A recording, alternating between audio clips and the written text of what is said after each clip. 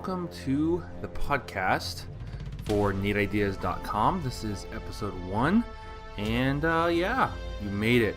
Congratulations. So what is this podcast going to be about? Well, quite simply, it is going to be, it's going to vary. So here's the thing. I had a format down, and I was going to have I had every week of the month broken up to where week 1 was going to be this kind of episode, week 2, week 3, week 4.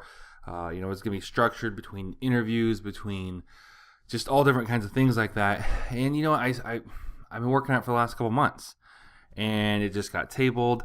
And I just said, you know what, I got to get my podcast out there. And it just, all that structure and all of it, it just made it not as much fun trying to do it. And it just made it to where, like I said, I just scheduled myself into not doing anything. So, the other day, I just decided, you know what, forget it. Just do it. So I'm started. And, you know what, I want to have fun with this. And I want it to be as helpful as possible, and I want it to be able to grow. So I have decided to not have a specific format. So when I first was going to do it, I planned on it being an interview type show where I interviewed other entrepreneurs. And then I put it on the format, and I was like, I was going to have, sometimes it was going to be like a bigger entrepreneur, like a well-known entrepreneur. And then I was going to have episodes where I was going to have like local businesses interviewed. And then once a month I was going to come on and just do a solo segment. So here's the thing. This is the Nate Ideas podcast. I haven't even named it yet, to be honest. That's why I said welcome to the podcast. Because I'm actually between doing it as a separate brand, and I have a name for it, this whole concept, or just naming it something after Nate Ideas and just keeping it as just part of the Nate Ideas website. So either way, I'll figure that out. By the time you're listening to this, obviously you subscribed in iTunes, more than likely is where you're hearing this, and so you know the name of this podcast, even though I don't. So format is going to be whatever I end up doing that week. A lot of them are going to just be solo sessions with me where I'm talking about entrepreneurism, being an entrepreneur, starting a business, growing a business, different ways to, to-do lists, hacks, productivity, that kind of stuff, mindsets, and stories of, me doing things and failing and succeeding with stuff and what I've done along the way. And of course, there will be interviews. In fact, I've got a very special interview lined up coming up pretty soon. Maybe next interview or the one after that. So look out for that one. It's going to be awesome. And yeah, so sometimes it's going to be me. Most of the time it's going to just be me here in my home studio, either coming to you via myself or maybe through a Google or Skype type call with another entrepreneur or business owner or something like that. Depending on what I decide to do, and then 2, what you guys really enjoy and the feedback I get on this podcast. So with that, I'm going to start off this podcast with a little bit about my story. That way you get to know kind of who I am and where I come from, and lays the foundation for, future stuff. So, excuse me, my story for entrepreneurism, being an entrepreneur, I keep saying entrepreneurism. I don't even know if that's a real word. So being an entrepreneur started really from a young age, actually. I mean, I've always been doing something. I don't even remember the age now, but very young, I had a lemonade stand, but it was at my grandparents' house, and it wasn't just lemonade. I wanted to, everyone did lemonade stands. So my grandparents had not a prune tree. What is it? I don't know. Some fruit tree that had awesome purpley, not grapes. Awesome. That's a vine. Anyways, I was always trying to find ways, and I was like, I'm going to raise money for my first car so I can have a car when I'm 16, and, mowing lawns. And I always was doing something to make money, gain influence. At a very young age, I tried to start a comic book business and tried to sell, pictures of my characters at yard sales. Anytime the family or friend did a yard sale, I'd draw some stuff. I'd have my dad take it to work and make photocopies, and I'd sign them and try to sell them for, a quarter a piece or whatever.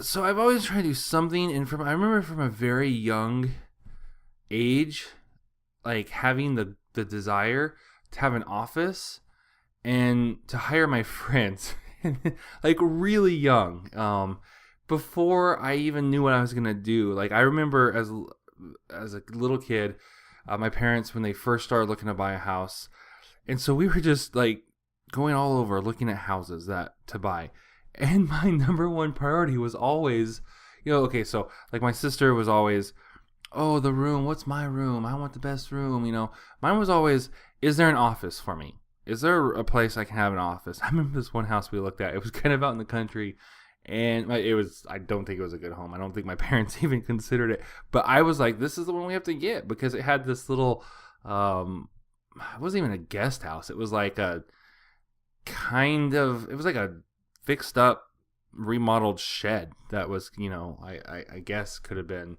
like it was like one room, I think. And so you could have thrown a bed. It would have made a pretty good guest house. And I was like, yes, we have to get this one because that can be my office. And, I started off, like I said, my first idea of having an actual business was a comic book company.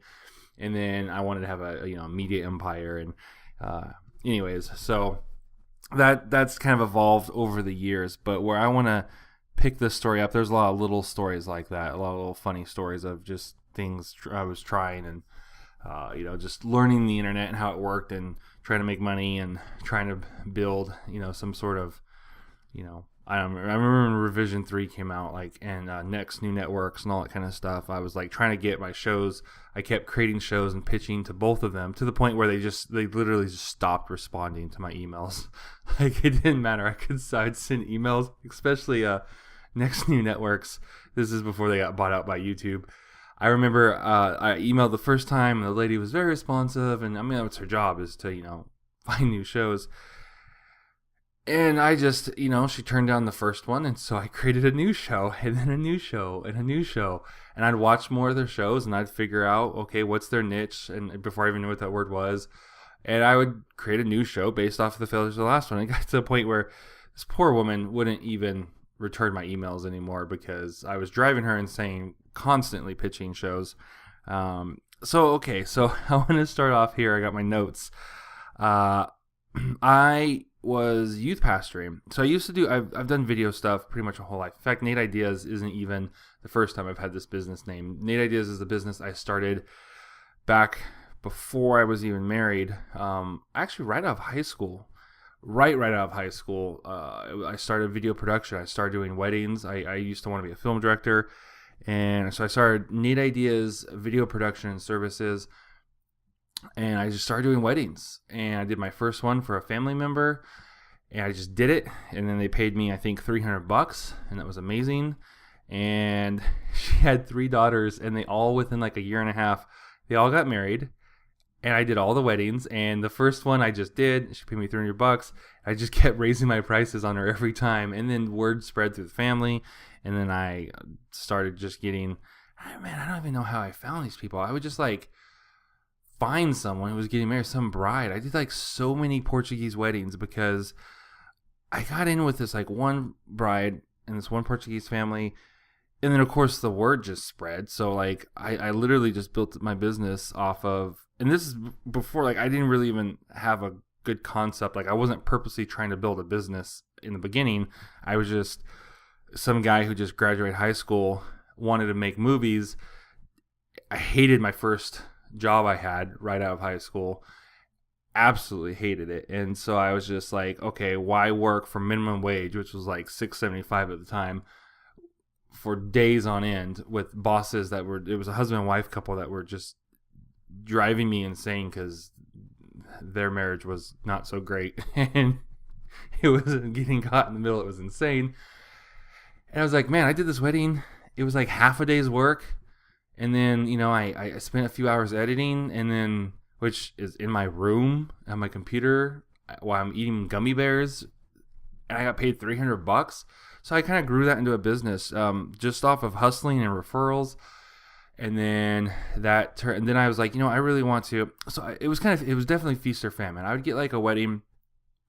And then, so by this time, when I kind of had made it more of an official business, so I had a part-time job I was working, and then I quit it when I got married. And so all I had is I was only making, like $100 or $200 from my church at the time. I was doing all their media stuff, and I also did like security and watered the flower. I just did so much stuff, and I started off getting paid $100, and I think by the time I got married, I was making like $300 or $400 doing this stuff. And so I was like, I need money, obviously, and I've never liked having a job ever. Like, I don't think any of my jobs I ever really enjoyed. I just definitely am what they call that psychologically unemployable. So I didn't stay at my jobs very long because I just despised going into work. It literally felt like the closer I got to work, I felt like my soul was just being like crushed. Sounds dramatic, but some of you out there know exactly what I'm talking about and feel the same way, and that's why you're listening to this podcast. So anyways, I do a wedding, and I got my prices up to when I was making like $750 or whatever. And so, I'd go and I'd get a wedding, and it would be amazing. That whole month would be awesome. So I'd get a deposit. So I'd get like $250 down for deposit. I was like, ooh, we had money. And then I'd take my wife out to, at the time, like I said, newlywed. So I started this back around high school. My first wedding I did was actually with a girlfriend who was not my wife at the time. And then when we started dating, she started helping me with weddings.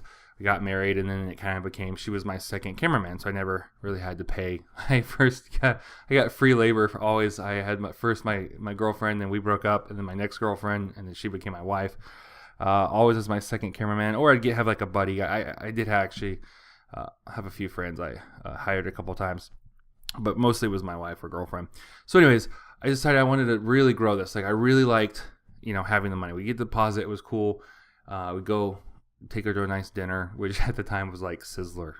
And so that was cool. And then we get paid like the rest. We get paid like, the $500. And then it was just for the rest of the month, it was just like we were rich.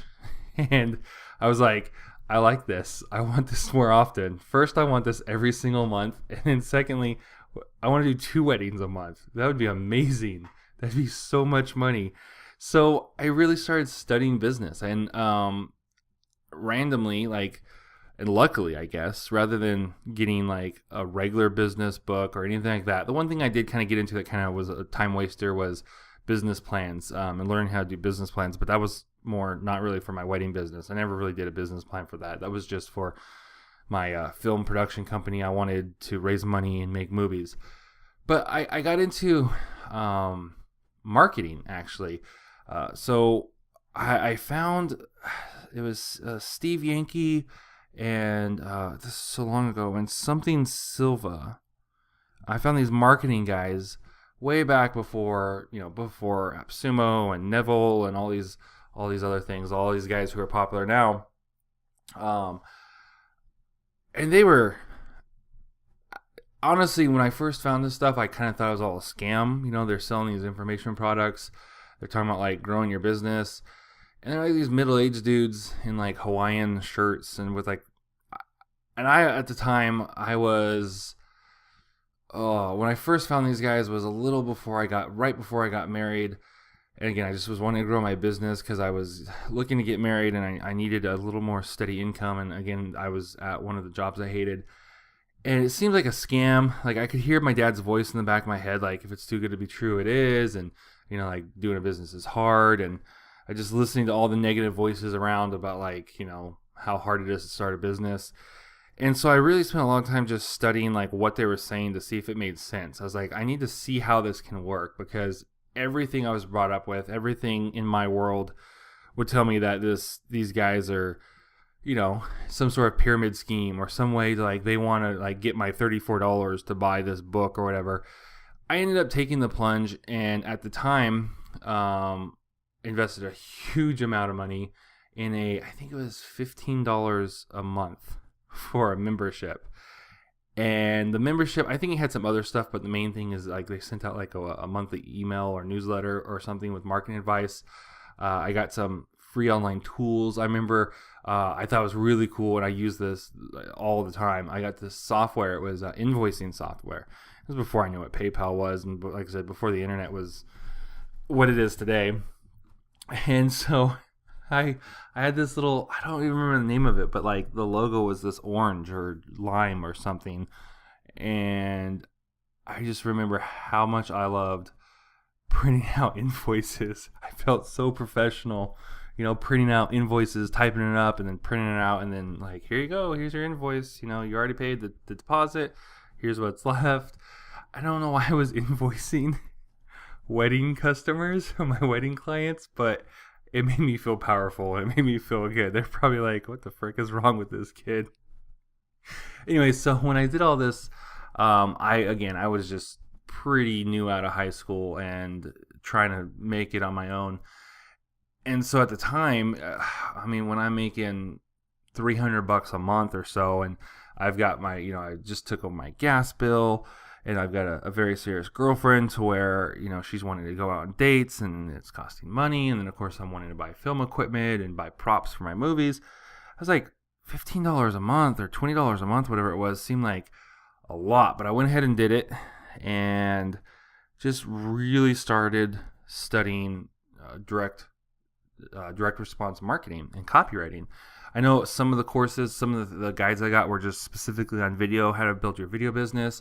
I got tons of ideas, and I started like creating these other products, and I got into actually did some weird stuff. Like, I got into the memorial montage DVDs, and that was actually a big thing. That really helped me get through the slow times when weddings weren't coming in. We had friends who ran a funeral home, and so I was just doing a ton of these memorial montage things around, $200, $250 a piece.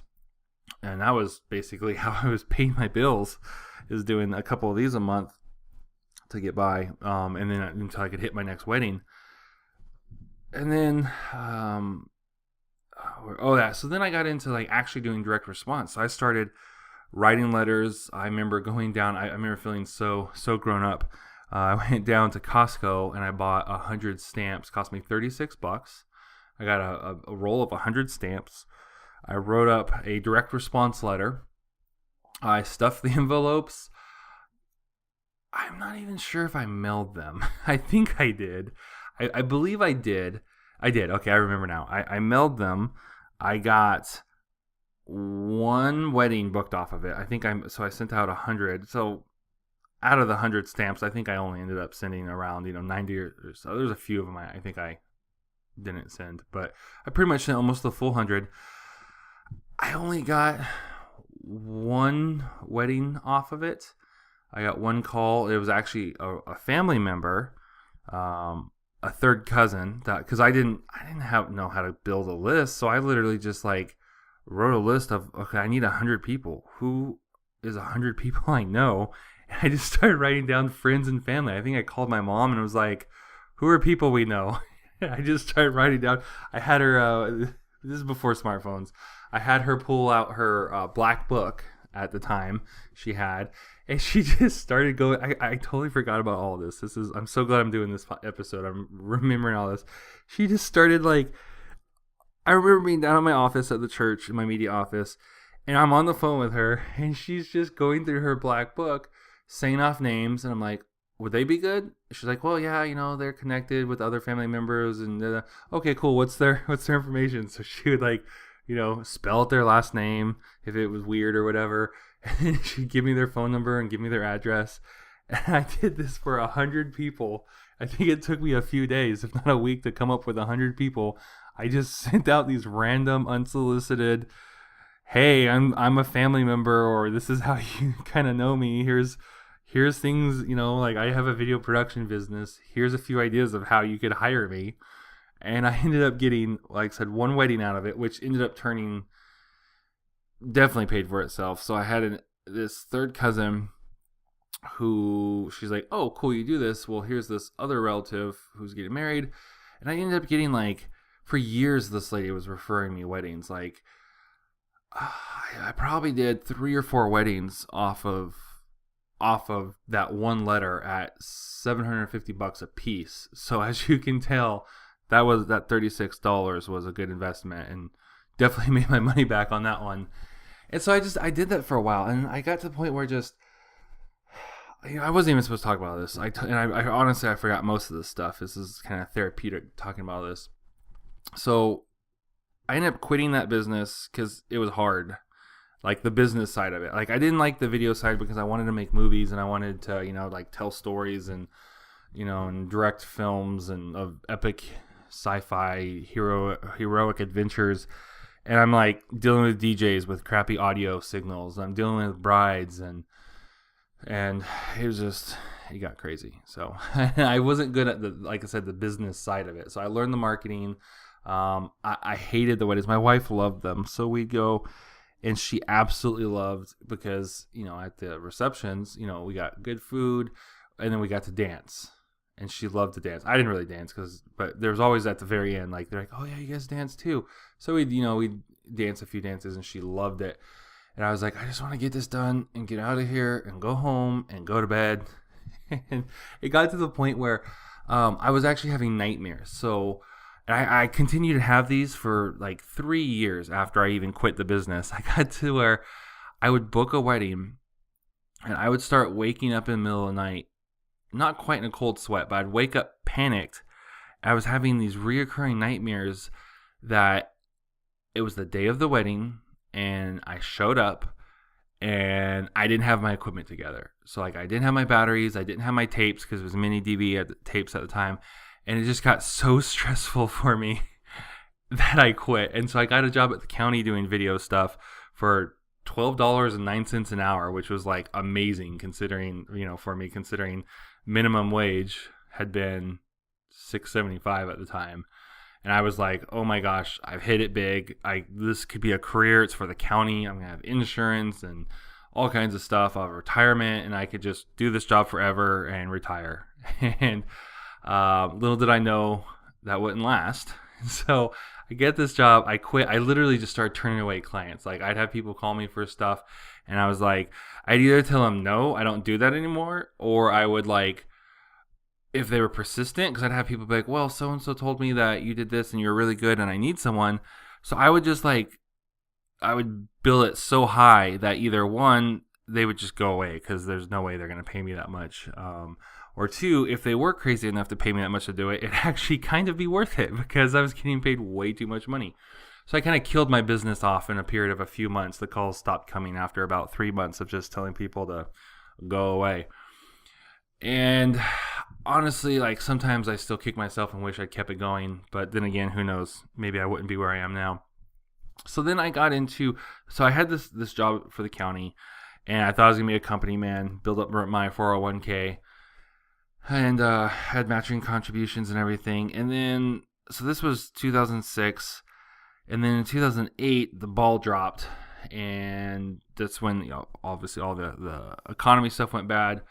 And the school district, I worked for Merced County Office of Education, and they were just going to be losing a ton of money in their budget. And so I got laid off with, there was 16 of us in what was called the Wolf Center. It was this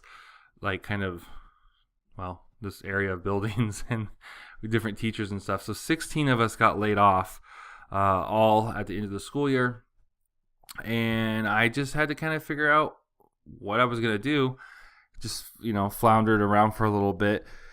Long story short, couldn't find any work. And then I got into youth pastoring, which I had done a little bit at our church. I was, like I said, I was the media minister there, media director. I don't know what my title was.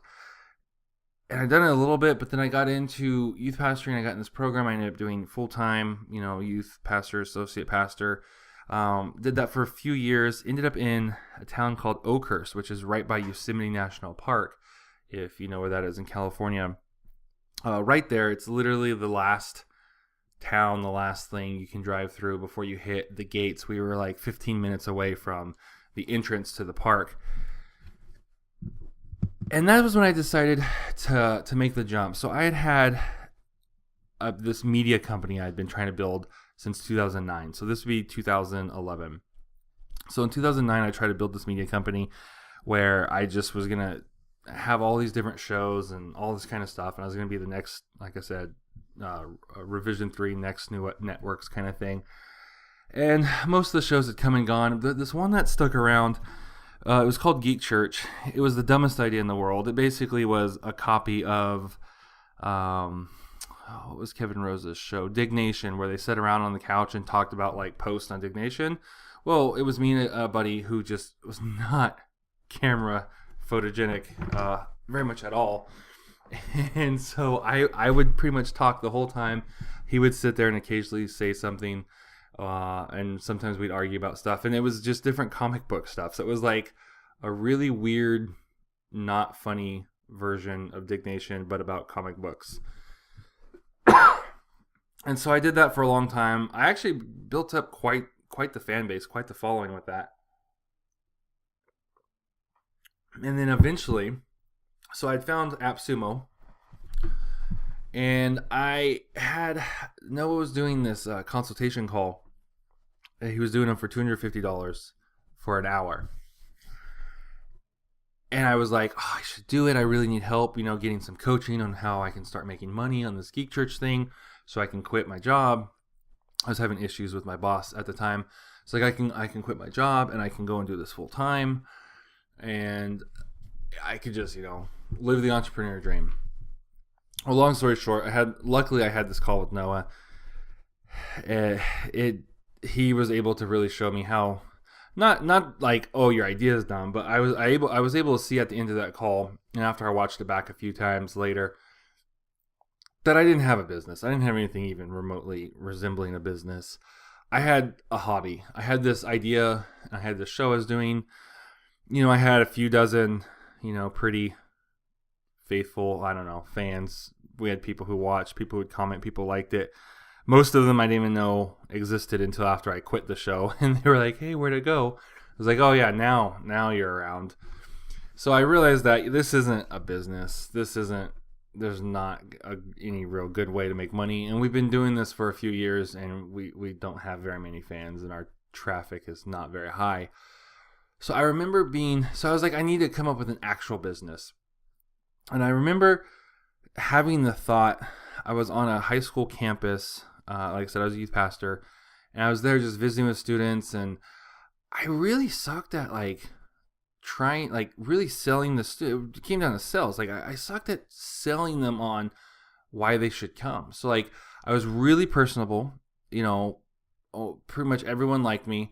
I could win someone over. I could win an argument. I could convince almost anyone to change their mind and see my point of view. But I could not close to save my life. When it came down to, selling something. So I remember being on a campus and just struggling, trying to get kids to come to youth group. And they'd have an excuse, and I had no... Like I said, I could sell it. I could tell them how great it was and all this kind of stuff. But to get them to actually come, get them to actually agree and come, or they'd agree and then this happened, I didn't show up. And I remember thinking, if I can't get a teenage kid to come to an event designed for them with food and free food and snacks and, foosball tables and games and pool tables and all kinds of fun stuff, how the heck am I going to sell anything to anyone? I'm a nice guy, but my sales process was be a nice guy, tell someone about what my idea was, hint that I'd like them to be involved, and then hope for the best. As you can imagine, that wasn't working out so well. So I, at this point, I was really getting frustrated with my actual position, and there was drama that I won't go into with my actual boss and stuff like that.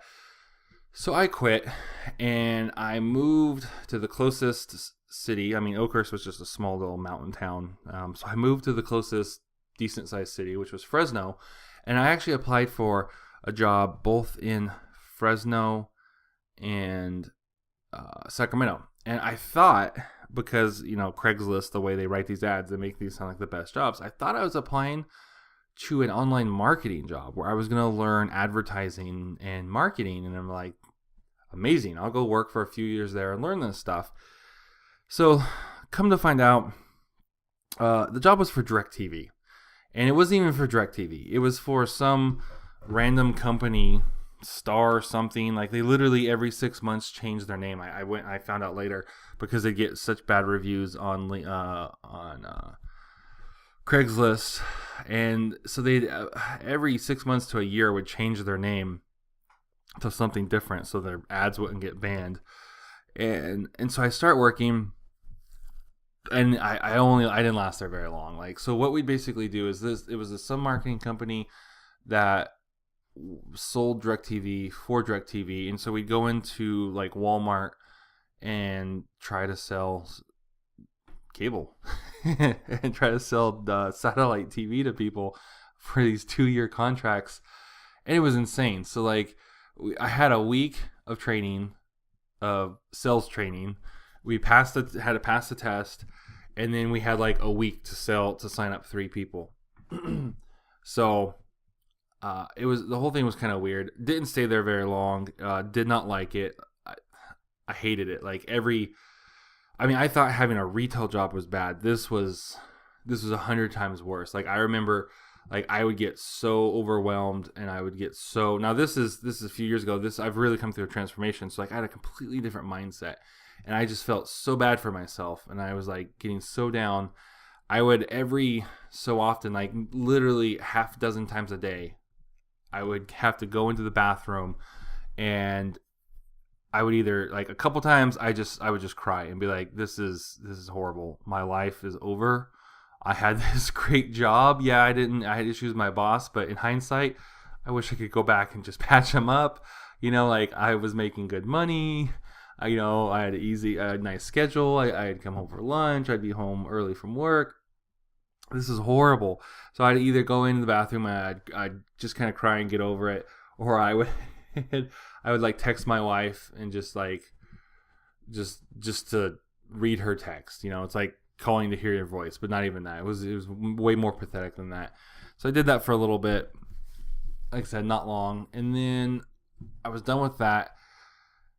And then I was like, oh, I'm going to start my business. I had, at that point, a tax money come in, and it was a pretty good chunk. And I was like, oh, I'll just use this as like to be like a seed fund. Like, I'll invest in myself. I'm going to create this business. And by the time this money runs out, like, my business will be making like tons of money, and I'll be good. Well, I think you can see what happened there. I ended up running out of money. So for a few months, things were great. I just, I worked from home. I was learning all kinds of stuff, how to build. I'd already learned how to build WordPress websites, but I was learning about like how to build an email list and autoresponders and all the different plugins for your business, and how to do, record Skype conversations. And I was buying all this equipment. In fact, I bought this blue snowball mic that I'm speaking on now. And I was listening to like just tons and tons of Mixergy interviews, and I was like, I'm going to do this. Well, then I ran out of money, and so I had to start making money again. So I applied to another sales job, and didn't last very long there either. It ended up being some water purifying company where they're like, you know what, Solar's doing a really good job with door-to-door sales. We should do the same thing. So they also put a Craigslist ad out. I don't know why I kept going back to Craigslist, considering it hadn't helped me at all yet. So they were like, oh, let's put an ad out and hire some guys. They literally hired like the first 5 guys that showed up. And then I think I made 6, because they're like, oh, well, we kind of wanted 6. So sure. Like, I had already missed all the interview, all that other stuff. The guy was just like, oh, well, you called me back. So, and here, Phil, like, I go down there. He's like, I don't really have time to interview you. So, you called me back, you showed up, so you must be dependable. Here, fill out this application really quick, and then come meet the other guys. And I kid you not, so we go back through the warehouse. They have this little, like, room built, this little, like, fake living room. And so we go in there, and we start to get trained. And these guys, so the guy who was, like, the manager would leave. These other guys would all start, they all sold drugs. And they were all just looking for like some sort of steady job because, apparently it's hard to sell drugs, which that probably doesn't say much if you can't even sell drugs. So, and they're all like, oh yeah, who's your supplier? I'll hook you up with this. And they're like, oh yeah, just like all this kind of stuff. I'm sitting there going, what in the world did I do? I was like, I thought sitting in the Walmart bathroom was bad. I was like, I literally found a new low. So I was only there for like 2 weeks. After about 4 days, I quit. I didn't go into work one day. And then like I was like, no, I should give it one more shot. And I went back the next day and they're like, oh yeah, well we tried to call you and you didn't show up to work yesterday. Oh, you were probably sick. It's cool. Just call us next time. And I couldn't call them because at the time my phones were shut off because I'd run out of money. So I was like, I have to try this. I did it for like another few days and I was like, I cannot do this anymore. The guy they partnered me with, we're going door to door. He was high on ecstasy and he literally was just knocking on doors, and he was trying to find attractive ladies and he was trying to sleep with them. I remember like overhearing one of his conversations and she's like, oh, I've got a boyfriend. He's at work. He's like, no, it's cool. It's cool. I don't mind. And he's like trying to talk his way into our house. And then we meet up with some other guys and they start like organizing their drug stuff of, let's team up together and we can sell more and where do you get your product? And I was like, okay, I can't do this again. So I quit. And I picked up my paycheck for all of 2 weeks and I was done.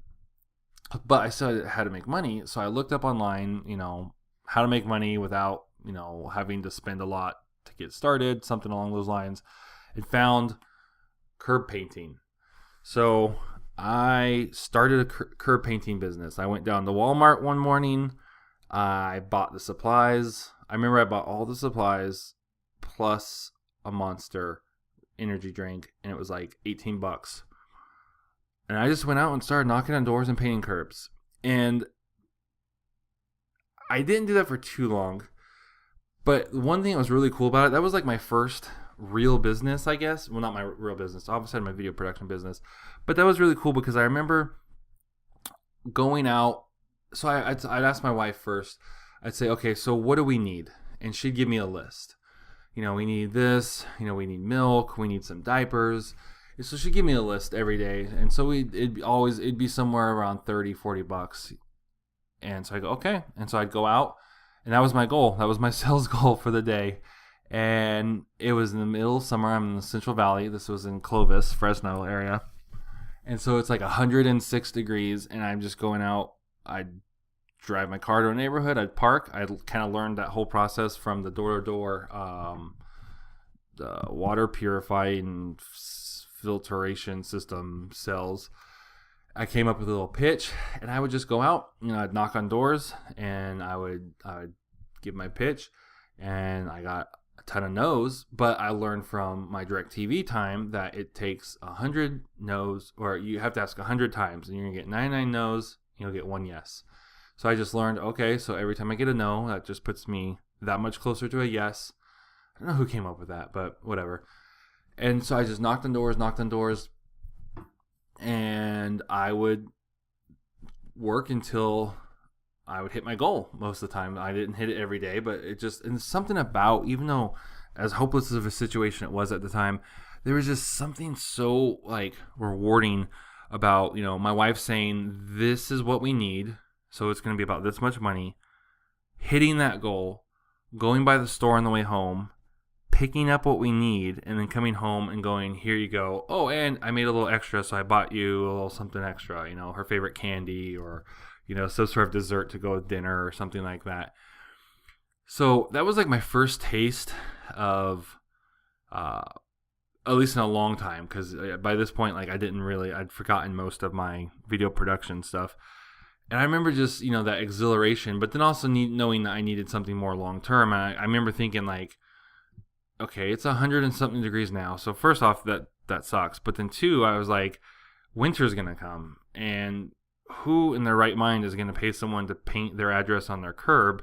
And that's what curb painting was, by the way. I would go and I had a wire brush. And so if they said yes, I'd only knock on the doors if, it was worn off. So for every street, I'd only have 2 or 3, maybe 4 houses I could even try to pitch to. So it was just a lot of walking around in triple-digit weather. And they'd say yes. I'd go out on the curb. I'd kneel down on the road. I had a wire brush, and I would like scrape off the paint of the old worn-off address. I would tape it off. I had stencils. I'd paint it white. I'd put my stencils down. I'd paint the curb in, and unfortunately, because it was so hot, half the time it was a struggle because the paint would just run, and it was a mess. But anyways, that's what it was. So it's like, who in their right mind is going to pay me to paint something, on the gutter when it's raining? And so I was like, this obviously, I think, has a shelf life. This isn't going to last. I'd actually invested a little bit. I bought like a guide, like a online, it was like a PDF and stuff of how to run the business so I could learn. Because I remember I was doing it and it wasn't going super great. So I was like, you know what, let me spend a little bit of money and learn how to do this, invest in the business. I remember just one day going like, you know what, how long is this going to last? And it was a Saturday. I was like, I really don't want to spend another Saturday knocking on doors trying to paint curbs. And I was like, I remember for about a week or so, I'd been feeling kind of sorry for myself because I remember thinking like, feeling like I was just in such a hopeless situation. I remember like thinking that, most people, I'm doing this because I was like, I want to create a business, but I don't know how to sell. I don't know how to get this business going. So I'm having to do all these other weird and just horrible things like DirecTV and the water purification and door-to-door curb stuff. And I remember thinking like, this isn't fair. I was like, most people, they would have gone to like college and they would have learned, a bunch of these skills. They would have learned how to like get, like they would have come to age in that sense, like, or they would have gone to the military. And in the military, they would have gotten all these skills and they would have learned how to like apply themselves. And I was like, I didn't get either one of those. And I feel like I'm at a disadvantage. I was like, I'm too old to go back to college, nor can I afford it, nor would it have done any good around that time period. And then I was like, I'm not going to join the military. Like, I literally had thought about it and tried, like, and my wife was like, no, like, I'd rather be poor and have you here than you get shipped off somewhere and us have money. So I was like, okay, I got to figure this out. And so I was feeling sorry for myself. So finally, like, after like a week of just feeling sorry for myself, like, oh, I didn't go to some college and I didn't join the military. And so, now I'm struggling. I remember thinking like, so what? So, okay, you can complain about that, but you can't change that. What can you do? And I remember thinking, okay, well, if I can't go back in time and go to college, and if I'm not going to be able to join the military, if that's not an option, what's the next best thing? And the idea popped in my head, car sales. And first off, I thought, oh yeah, they're like rich, like they're gonna make tons of money, and which is funny in itself. But anyways, and then I was like, and I'll learn how to sell, and then I can do that for a while, make a ton of money from being a car salesman, save up a bunch of money, and then I can like quit, and then I can build my business, and I'll know how to sell stuff. So that's what I did. I walked down, not even dressed nice. Like, this was literally like a spur of the moment. I'm sitting in front of someone's house, and I was like, I had a polo shirt on, but like I had a pair of jeans that were kind of older jeans because I'm getting paint on them. So I've got this like baggy pair of jeans that are all like frayed at the end. And I remember going like, oh, and I had painted hands. My hands were white and black from painting all day that week, spray painting. So I was like, I'm just gonna go. I was like, I don't want to knock on these doors. I don't want to do this today. I don't want to do this anymore. And I only have so much time that I can do this before the season ends. So I literally just drove. I got on the main road, drove until I saw the first car lot. I parked and I walked in. Who knows what they thought, the way I was dressed. And I walked up to the first person I saw, which was a salesperson. And I said, are you guys hiring? And he's like, oh, let's ask the manager. So like, they take me to the sales office. The manager comes out, the sales manager and general store manager. And I'm like, I'm looking for a job. And he kind of looks at me. And he kind of looks at how I'm dressed. And he's like, okay. And so I just start talking. And again, I'm good with people and I'm likable. And I convinced him that he should hire me, that I would be a good hire. For whatever reason, I don't know, dressed the way I was with no sales well, I guess I had kind of sales experience, but I almost could have been negative because I didn't work very long at either of those places. So that probably should have tipped him off that I wasn't good at sales. He's like, all right, go put in an application and, come back next week for an interview. Didn't hear anything from him. So I just showed up. And this time I was dressed nice. And he's like, oh, okay, yeah, let's do an interview later this week. Is this date, this time. So, okay, went home, came back again.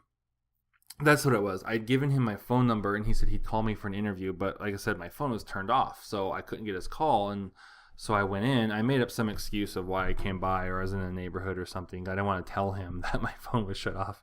I was embarrassed. So we get the interview set up. Come in, and I interviewed with him. And then I interviewed with the associate manager. Anyways, I ended up getting hired at a Nissan dealership. And I remember, thinking back, I mean, of course, they must have seen, okay, potential young kid, we can teach how to sell, and, all that kind of stuff. But, the number one thing I think that got me that job was just the determination. The fact, I remember the assistant manager asked me, so what are you going to do if you don't get this job? And I just kind of looked to my right as if I was looking through the wall, because through the wall there was a dirt field, and then about 2 blocks away there was a Honda dealership. So like I said, I literally got in my car, I got on the main road from the little housing area I was in, drove to the first dealership I saw. I knew nothing about Nissan cars. I just pulled in because it was the first one. I said, I'm going to hit every single dealership on this road. And if they all say no, then I'm going to jump over to the next main road and work my way all the way back. And if that doesn't work, tomorrow I'm going to go across the overpass over into actual Fresno and do the same thing. So he goes, what are you going to do if you don't get this job? So I look over, I just look through the wall at the Honda dealership, and I said, I'm going to go over there and I'm going to apply for a job there. And that was their biggest competitor. So he's like, okay. So they gave me the job, and that was my first legitimate, I guess, foray into sales. So I kind of had a rocky start there with the DirecTV and the water purifiers. And then just going I really illegally going door to door selling the curb stuff, because I learned enough from the purifiers that you had to have a solicitation permit, and then I didn't have a business, so I needed to have a business license, and then I found out later I needed to have $1 million of insurance, liability insurance. So actually, to get around that, in case, because I was in, Clovis is the area I was in was, some nicer neighborhoods. So in case I got stopped by Clovis PD, what I was doing is I actually wasn't charging people. I was telling people it was just donation basis. So whatever they wanted to pay. And I'd say, donation basis, most people pay around $10. And if someone offered me $5, I took it. I think I did one for $3 because that was all the person had. The person was like, well, all I have on me is $3. I'm like, sold. Let's do it. I hadn't sold anything that day, and I just wanted to get something under my belt to get the momentum going. So all that, I finally got at a car dealership, started learning actual sales stuff, started really getting challenged, really had to that's when my mindset and started changing. I had to toughen up. I learned how to just approach people. So, someone drive in, get out of their car and kind of have an FU attitude where they were like, we're not here to buy. We just want to look, leave us alone, blah, blah, blah. Well, obviously, you can't just leave them alone. Your job is to help them find the car and sell them a car, and how to be able to, right away get in there, how to close, how to deal with objections, all this kind of stuff. And then, of course, like I said, I got into the online marketing, or email marketing specifically, because when winter came around, we got really slow, and we were all just standing around. And I remember the internet manager, who was just took a liking to me, and like I said, he'd pull me in his office and he'd train me, he'd quiz me, he'd grill me on stuff. He's like, okay, so I'm gonna pretend I'm a customer and you're gonna sell me a car. We'd be standing outside, and he'd come up and he's like, sell me this car. And the other guys all kind of hated him because he was annoying with that kind of stuff. And I was like, shoot, man, get some experience. I wasn't here to make this my career. I was here to learn how to sell. And I took a huge pay cut from my job I quit up in Oakhurst. I was making about half. and I had no insurance. So, I mean, I was there for a reason. Like, so if this guy was gonna, harass me about, and we ended up becoming friends, but like about cars and how to sell, and like, it was gold. I was like, I couldn't pay. I mean, this is what I'm here for. And so like, it blew my mind that they would all just get like, they'd walk off or whatever. Man, he'd pull me in the office, and like I said, he'd pretend to be a customer, and he would sell me, or I'd have to sell him. And then he would like, well, why did you say this? Why did you do this? Every single time I talked to a customer and that he knew about it, which was almost all the time, he would like pull me in his office. He asked me, what were they looking for? What this? How do you know that? Did they tell you that? And he would literally grill me. And like, so I got better every single time. And I got to the point where I could go almost the entire grilling without him finding like a major thing wrong. He's like, oh, good job. I would have probably done this instead, but you've got, something to back it up. Because in the beginning it was just like, well, why'd you say that? Or why didn't you say this? And I was like, I don't know. I didn't ask. And so I really learned there. And from there, I ended up moving back to my hometown.